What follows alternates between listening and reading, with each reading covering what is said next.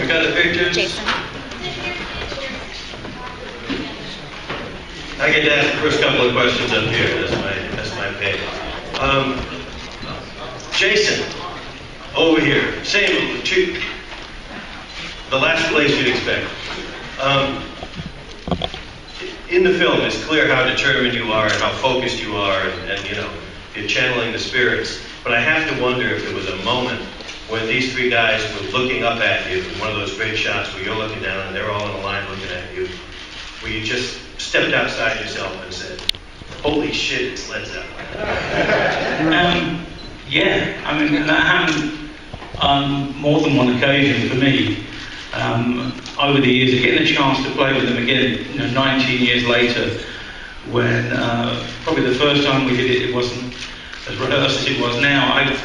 Just to get to know them for that 6 weeks, we had lots of moments where I kept saying, "I'm playing drums for Led Zeppelin. This really is something very special, something I dreamed about all my life in a very strange way." But on the night, yeah, I remember there was one incident, and probably John won't remember it like I do, but I watched Song Remains the Same so many times. The look that I did with John in No Quarter, and I remember, that was just like Song Remains the Same. He gave me the look, and it wasn't probably the same reason you did that, but it was very, very special for me, honestly. That was the "Where Are We" look. Yeah. But for me, as I said, it was a huge honour to play. And all I was concentrating on the night, because I knew there was that many people there, I was just concentrating on who was on the stage, really. I just wanted to impress my mates here, with those friends. Well, you did it. And I guess I would just ask each of the three of you, which song did each of you say, this has got to be in the set list? I mean, whose idea was it to do For Your Life? Who said, I really want to do this one if we're doing this one time? Robert. Tell us why. It's a funny thing, but I think Presence as a collection of songs, it's been very, I guess, important to all of us, obviously, but we didn't get much of an opportunity. Nobody's Fault But Mine, maybe, and Achilles' Last Stand, we visited quite a lot. But it's just such a great piece of music. And I was talking about it the other day. It has an amazing sort of map as a piece of music. And just like Jason, I was amazed I was there playing with Led Zeppelin. I was just saying, now where does the vocal come in? And I know I made a couple of errors. Just had to shut up instead of doing too much. But I think that was my favourite part of the show, to be honest, because none of us could bring too much back from having ever played it before. It was a great experience, and that is flying by the seat of the pants. These guys did such a great job on it. It was very exciting. Great live show too. Jimmy, was there one song that you said, I don't care about anything else, we have to do this one? Well, Kashmir obviously we had to do, but we played that before with Led Zeppelin. I mean, the reference to For Your Life was fair, Robert said it's really fair on it, because it is quite a testy song to do. There's a lot to remember. Not having played it before, it was a very interesting one out of all of them to actually be approaching. And I thought we did a really good job of that. I think that went right across the board, that we had a real fair attack and an assault on all of them. John? Yeah, nothing new here. For Your Life, Kashmir, definitely. Kashmir's always good, I get to sit down. I make a lot of noise, with the keyboard. Good times, bad times, actually, is interesting as well. Yeah, as a start, it's something we've not really... Have we done that before? No, we haven't, no. So, yeah, that was all new and fresh. It was a good kick-off. Okay. All right, well, let's give everybody else a shot here. All right, we're going to follow the microphone. Right here. So, flag down the microphone. Sir, stand up, speak into the mic. Hi there, guys. This is Sal Sorrenzioni from Premier Radio Networks. John and Jimmy, when we got together in London just before the reunion show, we were talking about how you guys gather on stage and stay so close to the drums. And John, it was you telling me that that was the heart of the engine room. So I'd like to know, what was it like having the engine being driven by Jason this time around? It was very exciting. As a man that was taking chances, and he's a chancer, of course. But it was really good, and it's the natural focus. Well, it was always the natural focus of our band. You will maybe start the show a little bit more spread out, but as soon as it got serious, everybody meets by the drums, and that's when you can actually feel everything happening. It was still just as exciting as it always was. Yeah, we had a series of rehearsals running up to the end, quite naturally, and in every rehearsal, Jason really played his heart out. It was really good. I mean, we all played our hearts out, to be honest with you. But it was really good, and yeah, we had a really good communion, I think, on the night of the entry. There are some people in here who are not journalists. There are some people in here who are not journalists. There's a masseuse in here who's not a journalist. I think that's ever so exciting. Who's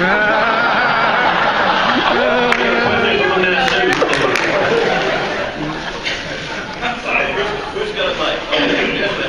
Hello, gentlemen. Dave Besner, MTV VH1 Radio Network. There are times when I pass by a mirror and can't help but look at it and take issue with something I see. I know you've been doing this for a while, but when you watch yourselves on DVD or film, are you able to just enjoy it, or do you nitpick? Are you self-conscious and critical? As long as it's good, we enjoy it. I used to be better looking than this. I'm quite concerned about all that stuff. A bit late now, though. Roxy Mizell, sorry, is this thing on? Roxy Mizell from United Stations Radio Networks. We have some former and current Atlantic Records employees here. Some of us were there in the 70s with you. And I wanted to ask questions about Amit and the reason for this concert to begin with. So could you tell us the exact, how did the chain of events occur to actually bring this reunion together?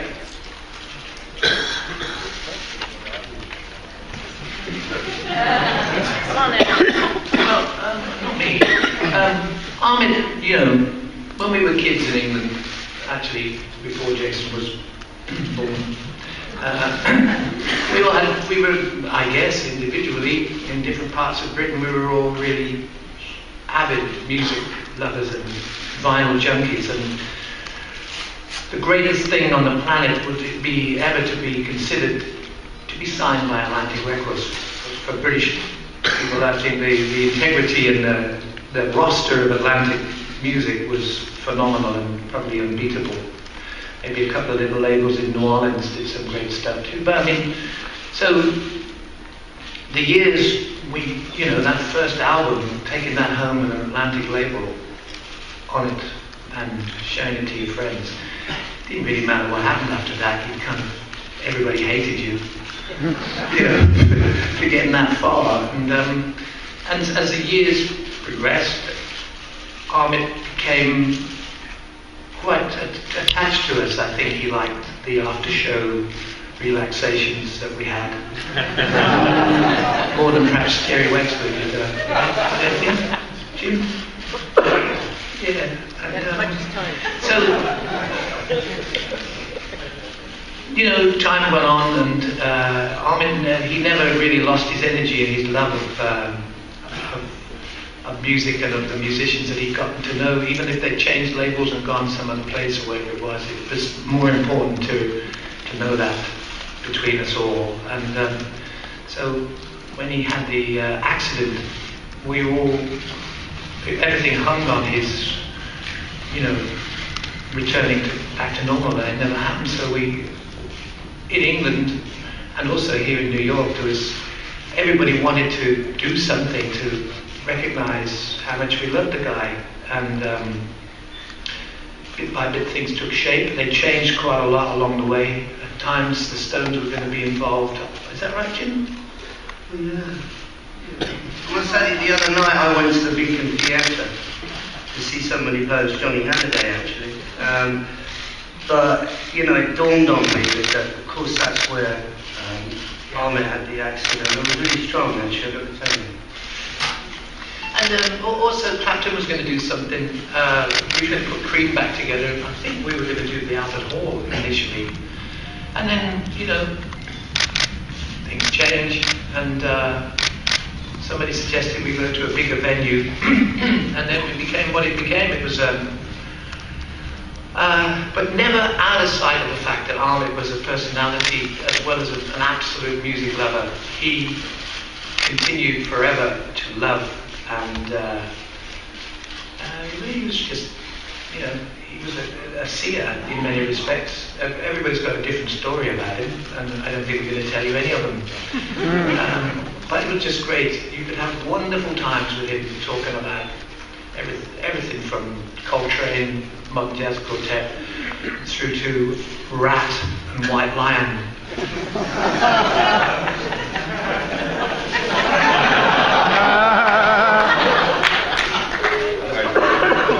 Associated Press. You guys rehearsed for 6 weeks for one show. Now looking at the film, is this in anticipation of something bigger for the band? Actually, the period that we rehearsed over, it may have ran over 6 weeks or whatever, but we weren't rehearsing every day. We had a little block here and a little block over there on the run up to it. I just wanted to let you know that.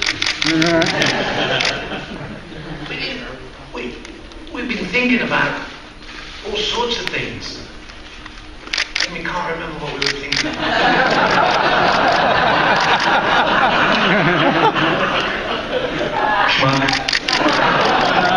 Down in the back. So if you have a microphone, you win. Good afternoon. Hello? Josh Barron, Relics Magazine. I was wondering, 16 songs in the film, 2 hours of music. You guys rehearsed for 6 weeks. You talked about what that process was like to find the right set of music. What felt like the right amount of songs, the right amount of time to play, and what songs, if any, fell by the wayside. Okay, well, for the first time within our incarnations of Led Zeppelin, it was the first time that we had well, in the past, in the 70s when we were touring, you know, the sets would sort of be a reflection of what we'd done in the past, and then what was there on that latest album. On this, we had a chance to have a real retrospective of the career, and so that's why we arrived at the first number being Good Times, Bad Times, which was the first track, the first album, and then let's see what goes on from there. I think we made a pretty good choice right across the board in the time that we had. But we paid good attention to it. And the pacing of the set was interesting because with no warm-up gig, we had to get it right and make sure that, you know, we'd assumed and we worked on it, we felt it was the right set. And I think it went well.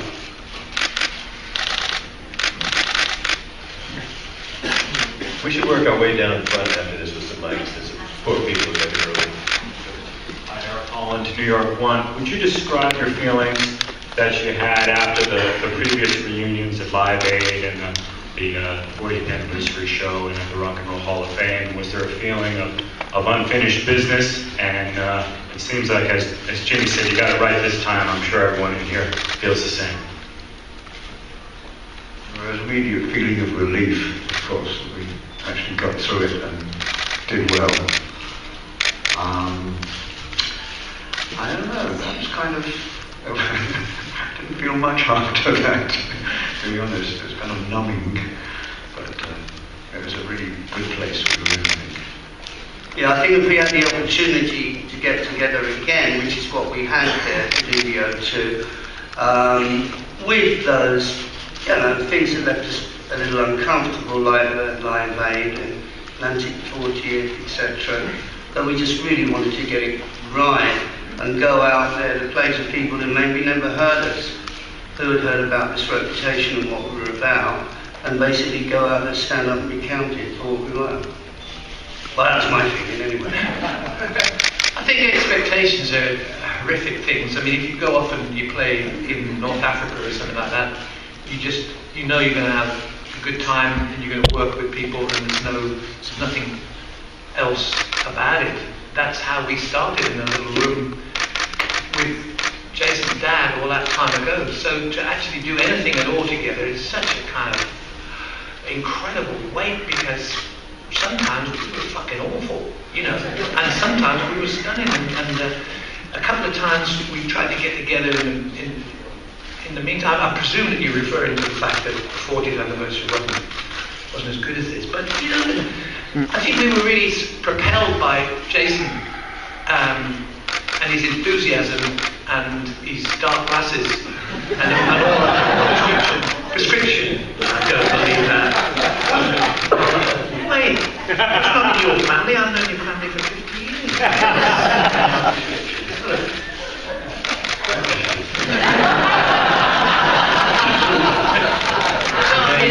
I mean, he really broke the atmosphere of expectation for us, Chase, because he knows far more about us than we do. He's got all the bootlegs, and he's in touch with the people who make the bootlegs. He's got a very, very strong interest in the bootlegs. If I may, for me, when we did the Atlantic 40th, I probably feel I was still in my era of the world I was really living stage of my life, and didn't really take anything that seriously. And 19 years later, with the world, I wanted to prove to everyone really that there was a lot of doubters out there, and for me the whole run-up to the O2 was a huge amount of enjoyment and pressure all at the same time. I started to read the internet, and there weren't that nice comments sometimes that I shouldn't have been doing it. But for me, the way it happened, the way everyone played, not just me, I mean, realistically, I was playing with these guys. This was my dream, and you were fantastic, every one of you. And it just was a very special night, so I really, really enjoyed it. So for me, it was what it was. Tremendous. Good morning. Hello, 1, 2. I'd like to ask a follow-up to the question posed by the schmuck, if I might. My name is Michael Smirkanish, and I'm a radio host. Congratulations, it was an honor to watch the film.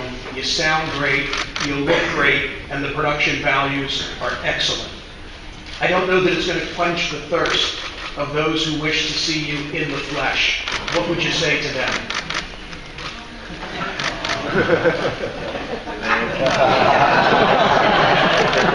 Sorry.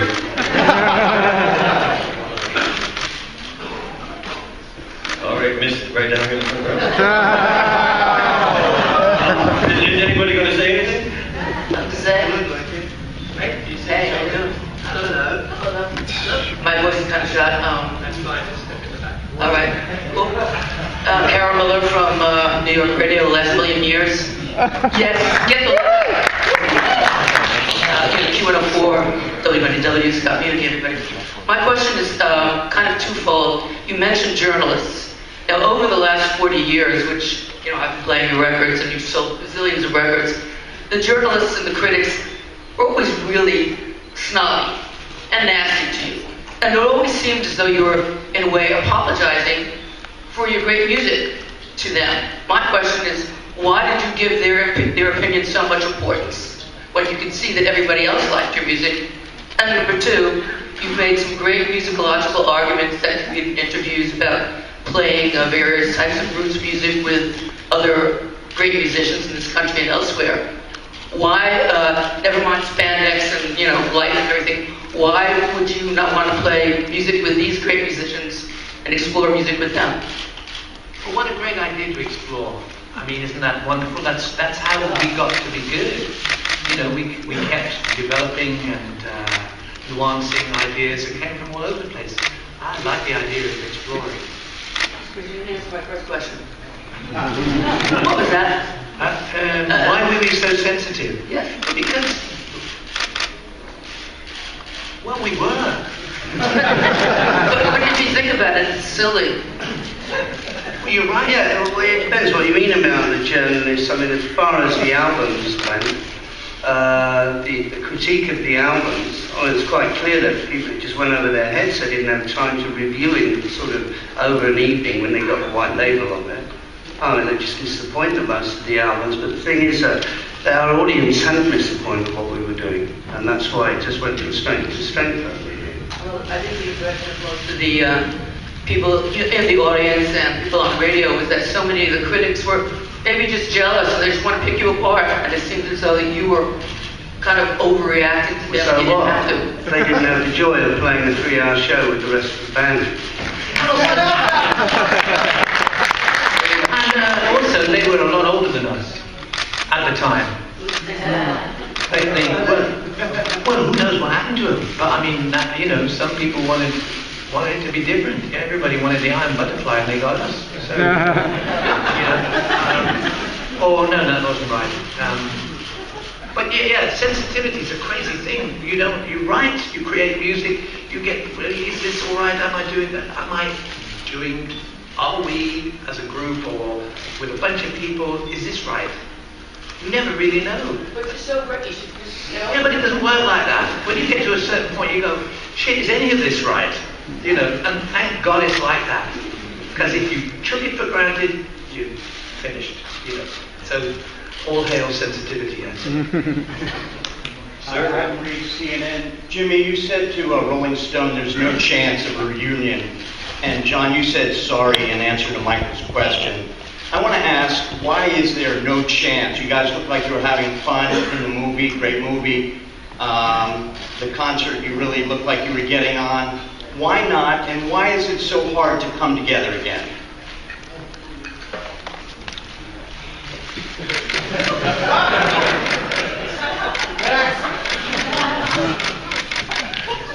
Can someone answer? It's been answered 9 times, sir.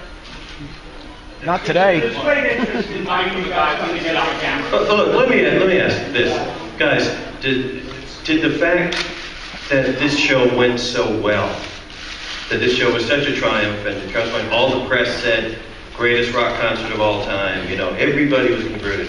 Does that actually make it easier for you to go, okay, that's the last waltz, we went out on top? Well, look, at this time 4 years ago, we'd have been rehearsing to get to the O2. In December, it'll be 5 years since the O2.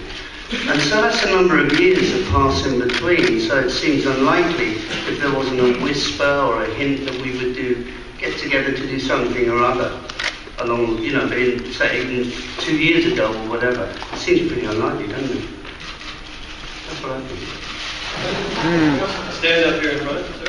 One of the great things about this performance is it shows all the amalgam of your influences and how other critics have loved your work. When you look back over your career and you see other documentation of your performances and all, do you see things that you didn't see, that you can't see when you're on the stage, that you see when you get a chance to watch yourselves? And do you have any observations about what you think you do best on stage and what works for you? Can you guys all of you comment on that? Wow, it's a very interesting question. It's almost transcendental, but the thing is, I think that night back then, we were just hanging on for dear life, watching each other, and those expressions of working together were just, we were so happy that we were actually getting it right and really enjoying it and taking it beyond what we thought we were about that night. There were moments in it where we just took off and pushed off into some place. The responsibility of doing that 4 nights a week for the rest of the time is a different thing. Because we're pretty good at what we do, but we shouldn't be, the tail should never wag the dog, really. We should, if we're capable of doing something in our own time, that will be what will happen. So any inane questions from people who are from syndicated outlets, really think about what it takes to answer a question like that in 1 second. We know what we've got, and case there are. Back here, Darren Davis. All the way back, right here. Darren Davis from Artisan News. back here. I wanted to see if you guys, when you saw the movie, if you had any flashbacks. The song remains the same, and just wanted to get your thoughts, A being the two.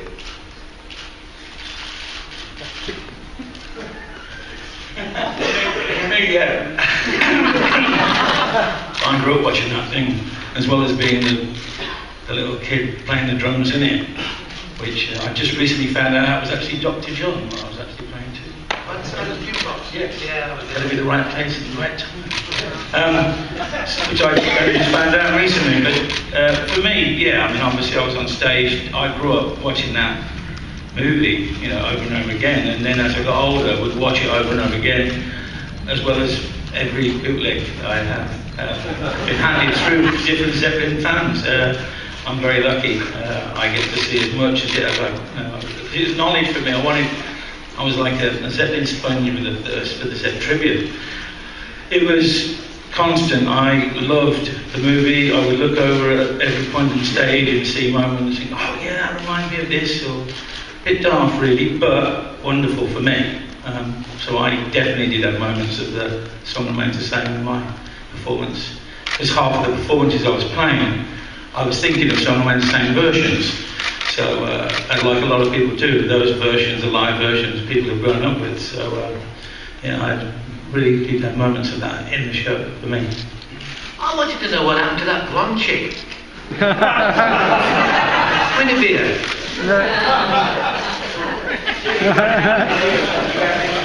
All right, are we going up in the back there? Yes? Stand up, sir. Begin the line. Hello? Hello. Hi, I'm Mike Medler of Sound and Vision magazine, which was known as Stereo Review in the 70s. We like the fact that Celebration Day is coming out on multiple formats, including high-res Blu-ray audio. Robert, you mentioned you guys were vinyl junkies growing up. Jimmy, you've released 2 vinyl-only albums on your own website. I like that the album's coming out on 180-gram vinyl, so I asked you guys if you think vinyl is the best way to listen to Led Zeppelin and why. Well, it's a matter of taste, I guess. I mean, personally, I never let go of vinyl all the way through, even when the CDs came on the scene. What I would recommend to you is that you don't listen to Led Zeppelin on MP3, that's for sure.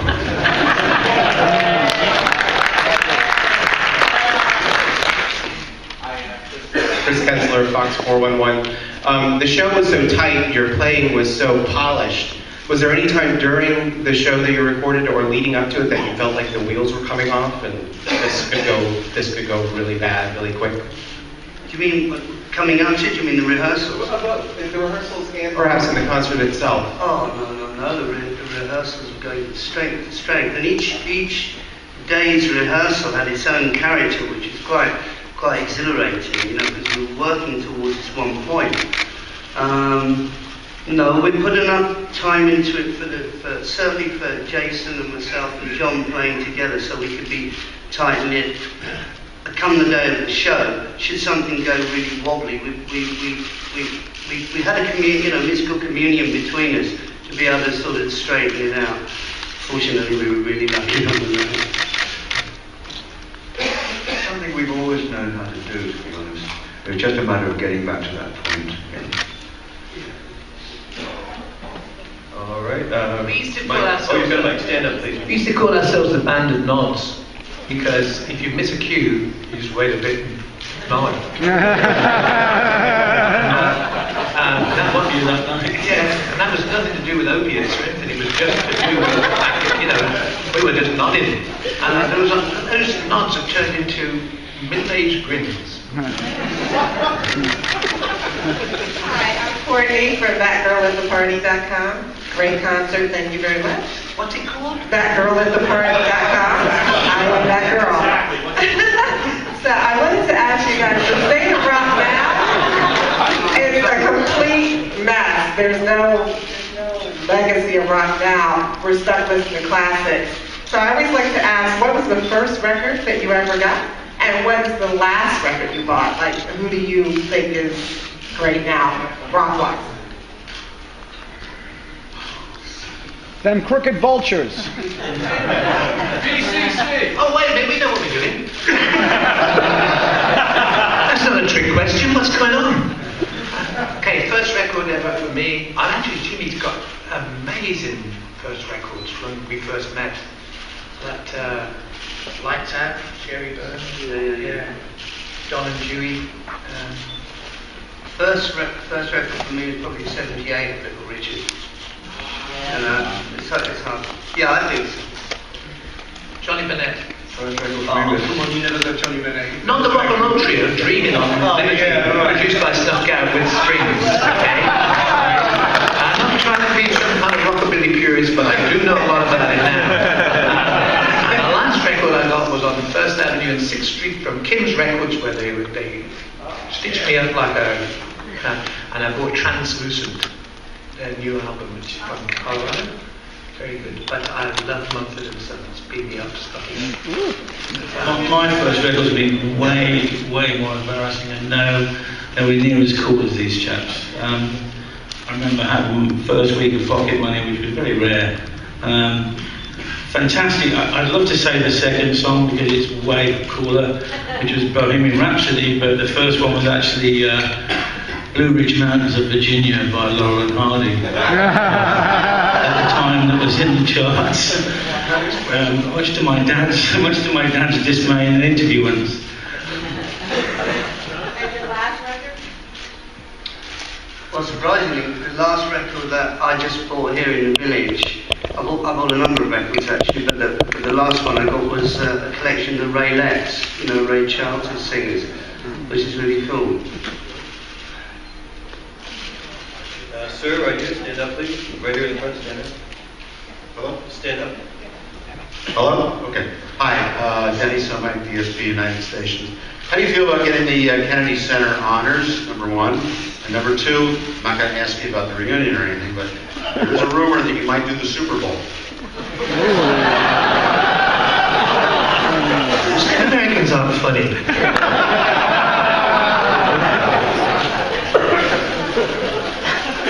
That's great, actually. You stick around. Kennedy said, everything that we talk about is American, from our musical tastes, I think, more or less, and maybe North African and Egyptian or something. So it's all the fact that we get this thing to go and meet the most dynamic and charismatic American outside of America, Obama, is a great privilege, and I think our mutual love of an absolutely total influence by American music, whether it's from Mississippi or wherever, it could have been from Chicago in 1982, it's great because we kind of are American in a way, but not, of course. Yeah, as far as the music goes, of course we have such a massive debt to American music. I mean, it's a thing that definitely seduced us all to want to be part of the music. But even in England, the sort of our own sort of homegrown stars over there, they were all inspired by American music anyway, so it was all part and parcel of the same thing. John, any comment on the Kennedy Center honors? Kennedy Center honors? It's fantastic. We know who we are. It's Why don't we take three It's more? lovely to have John with us today. I'm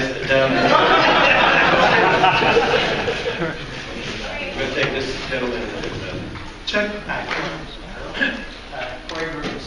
And I was just wondering when you did begin rehearsing, how did you get on the same page again with one another, and when did you know that it clicked? Was there a certain song?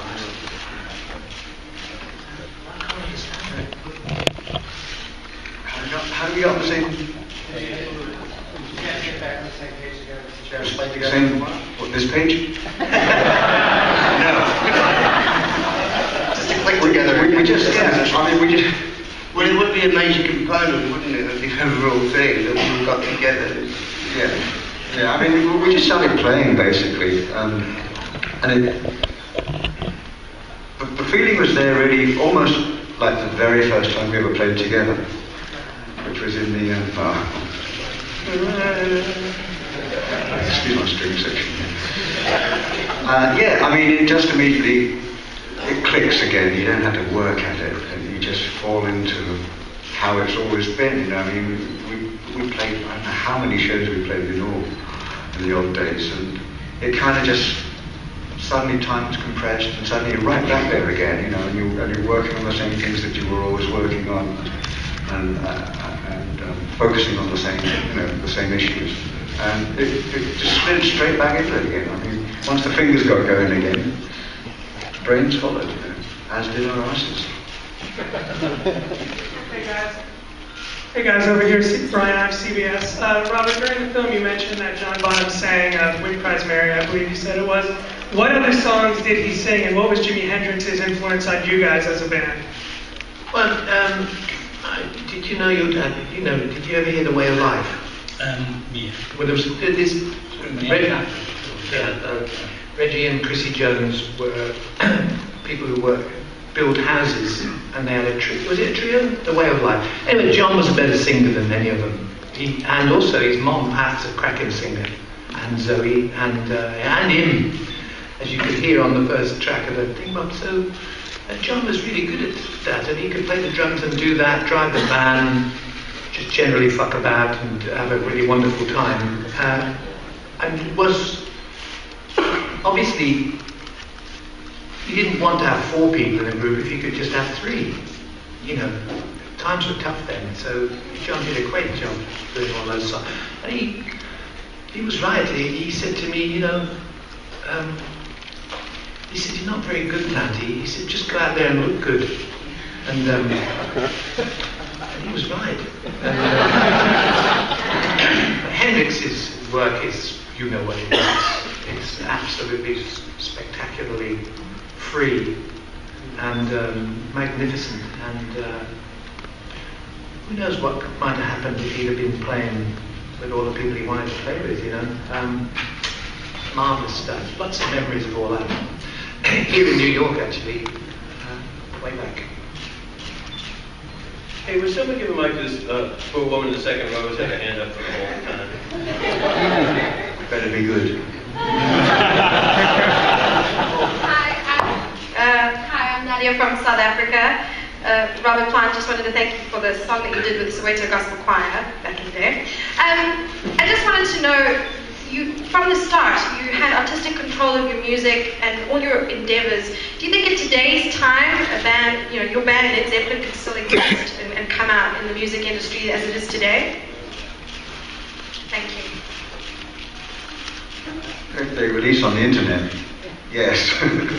I can't imagine anybody can have the same control over their music. I mean, maybe it does happen. I don't know, but you're right. We had a manager that basically kept the business and everything away from us and just said, "You do what you do, I'll do what I do." And he just gave us total freedom and space to just get on with the music and please ourselves and hopefully please others. Also, I think the music that we were part of a huge movement in the United States or Europe or whatever it was, where there was nothing huge and enormous about anything. We were on a circuit playing alongside so many amazing bands. I mean, we played the Texas International Pop Festival, Atlanta Pop Festival with Janis and The Airplane and Pacific Gas and Electric, John Lee Hooker. There was a huge community of people within our own age group and above and not below. We were really young, and we just played and played and played and played and played and played and played. And the thing that grew out of that became so big that it became almost kind of intolerable in a way. Now, whether or not that happens to people now, I think because there were no rules back then, we didn't really know what the boundaries and the kind of whole ebb and flow of excitement and adrenaline would create. But now I'm sure that contemporary groups like, Metallica or whomever it is, that's, Kings of Leon or,